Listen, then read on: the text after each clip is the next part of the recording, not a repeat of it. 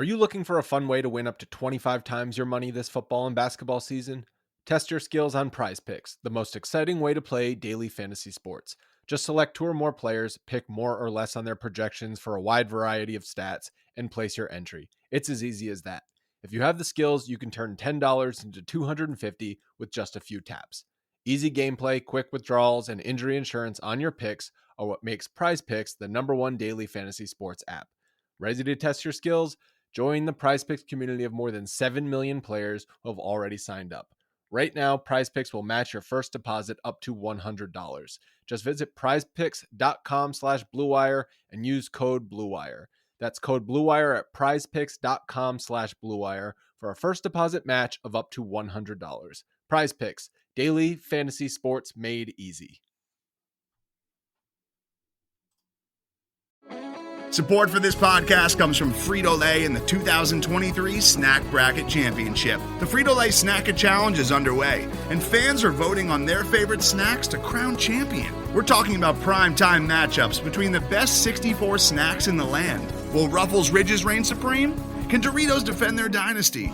Or will Smart Food use their smarts for a surprise upset? Only you can decide. Get in on all the action for a chance to win up to $1,000 or a year's worth of snacks. Let your snacks be heard. Just go to fritolaysnacket.sbnation.com to vote and enter for a chance to win. No purchase necessary. Sweepstakes ends April 3rd, 2023. Void where prohibited. Year's worth of snacks awarded in the form of 52 coupons, each good for one bag of chips. See official rules at fritolaysnacket.sbnation.com.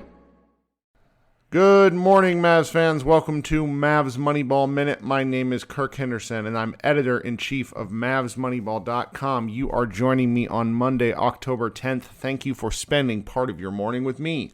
I wanted to get to some stories that have developed over the weekend around Mavsland, along with some things that you might have missed last week on MavsMoneyball.com.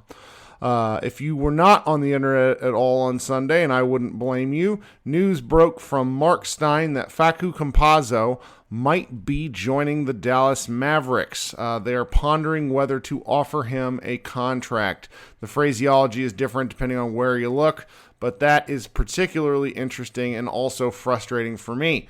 We have the link in the show notes, which I recommend you click on, but for those of you who are unaware, Campazzo is a 31-year-old Argentinian point guard who spent the previous 2 seasons with the Denver Nuggets, where he was forced into a larger role than he probably signed up for due to their injury history. However, he's been on the free agent market. He has a couple of offers from EuroLeague teams, or maybe it's 2 EuroLeague teams are interested in signing him, and he is still looking for a NBA team to call home. I would be incredibly frustrated if this was the direction the Mavericks went, because it would mean not only were we right the whole time about them needing a third ball handler, they would have missed all the other options on the market, and we're going with someone that isn't signed to an NBA team for a reason. If you haven't watched Campazzo play, he's 5'10", can't shoot, and doesn't really have a place in the NBA outside of playing kind of he's a little bit of a dangerous player, I think, in terms of how he plays defense. Sometimes he tries to bait people into things. I'm just not a fan. I don't think it would work. So understanding that, looking forward to Campazzo being signed just because I said I don't like him. So that news also comes off the heels of news that was happened in a scrum on Saturday with practice, with Jason Kidd responding to a question about Dinwiddie coming off the bench in the Friday game against Orlando. And he said that Spencer Dinwiddie is going to come off the bench to start the season, which is, backtracks a lot of what has happened, over the summer and to start, training camp and media day. So it's an interesting development, to be sure. It sort of speaks to the fact that the Mavericks think they need to spread their ball handling minutes out even more, at least as the roster is currently constructed, because otherwise it would be pretty much one of Luka or Spencer Dinwiddie playing the entire first quarter, and depending on how they break up those minutes. If Luka's going to be handling the ball an awful lot, it makes sense in the short term until they find another answer as ball handler. It also speaks to the fact that the Mavericks' current options as a third ball handler that they have mentioned, meaning Josh Green and Frank Ntilikina, have not shown enough to date. I have not been particularly enthused by Frank Ntilikina's play, as he's played 23 preseason minutes, doesn't have a single assist to his name, but I also don't think he's gotten to handle the ball that much. Josh Green has also had some opportunities. I thought he's played okay for what he's been able to do in terms of running the offense, and that's something I wouldn't mind seeing more of. They need to go all in with Josh at some level, otherwise they should probably figure out a means to move on from him, because if he's had plenty of opportunities the last 2 years to show something, and I think he will be an NBA player at some point, but maybe not the NBA player the Mavericks need. Those two stories are up on mavsmoneyball.com. Again, links in the show notes.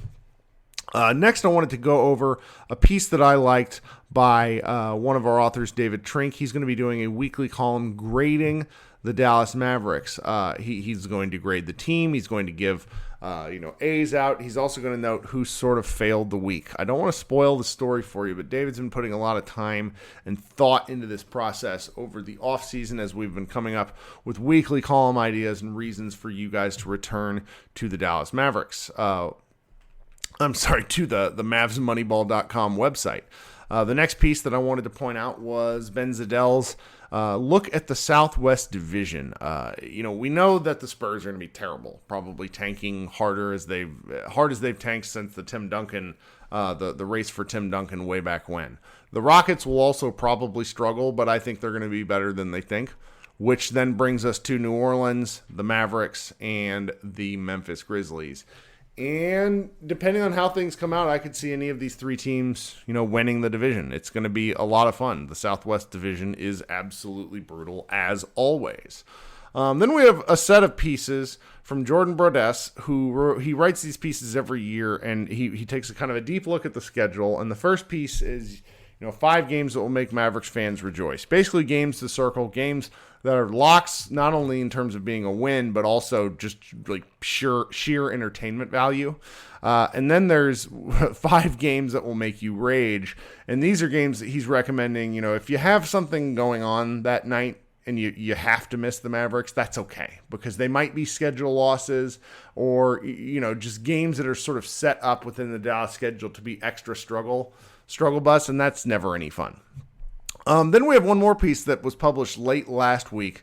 David Trink wrote something else for us where he was doing a prediction of the statistical leaders of the Dallas Mavericks. Now, an easy bet is to assume that Luka Doncic is just going to run away with most of the statistical categories. But, he has some interesting ones in here that I think are worth time. Games played, blocks, some of the more interesting. I like that he tries to predict fouls, which is fun. Miles ran. There's some good ones in here. And he does some graphing, because he's really into statistics and math. And this is fun. My favorite one might be the last one where he says largest NBA 2K rating jump. I don't want to spoil any of the players for you. I want you to go check this out. Comment, respond to me. Let me know what you think. All right, guys, this has been a good way to kick things off. A little later today, I have a podcast coming out with longtime friend of the show and frenemy of Mavs fans, Matt Moore of the Action Network, where we talk Mavericks betting, win totals, all sorts of different stuff. With no game until Friday, we're going to be doing different content. I have at least 2 pieces scheduled every day this week at Mavs Moneyball, and there will probably be more once we get, more news about practice scrums. Maybe they do sign Campazzo, and I will be mad online. That'll be fun for everybody. But we'll see. I still don't really think the Mavericks will actually do that with how much they've committed to length and defense and things like that this offseason. That is not Campazzo's game. We have, the shows from over the weekend, the Spotify Live that was recorded late Friday night. We have the recap show, and we'll be doing some more shows throughout the week. Thank you for spending part of your Monday, and I hope you all have a great day. Talk soon. Today's episode is brought to you by Cars.com. With over 2 million vehicles and 50,000 more added every day, Cars.com will match you with the perfect car for you, your budget, your life, your style. And if you're ready to say goodbye to your current car, Cars.com will get you an instant offer to cash it in. Just start by entering your license plate and get matched with a local dealer who will write you the check. So whether you're looking to buy or sell, just go to Cars.com. It's magical.